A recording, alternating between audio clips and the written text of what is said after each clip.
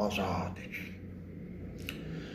من این آزاد آوازم، من این آزاد آوازم، خوش اندیشه سرافرازم.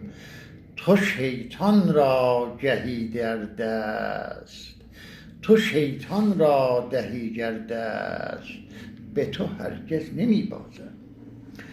فزون از دست تو دردم، شکایت بر خدا کردم.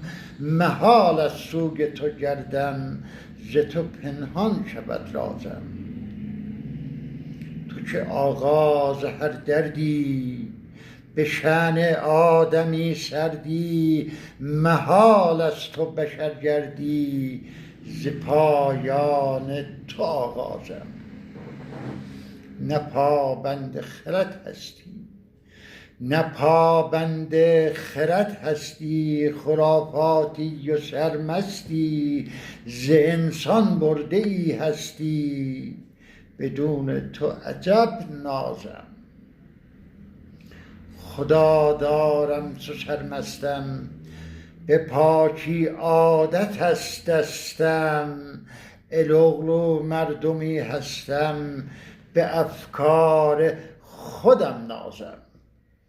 الوغلو گوشه چایل هموطنان، شعری را که تقدیم کردم در زبان و ادبیات فارسی همچون قالبی وجود ندارد.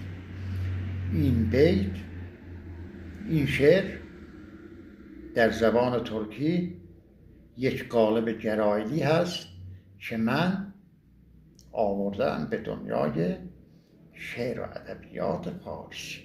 از اساتید و بزرگان میخواهم که توجه کنند، نظر دهند، اگر اشکال عیبی ایرادی هست متذکر شوند و اگر خوب است حمایت کنند که بنده حقیر با روحیه بیشتر ادامه دهم.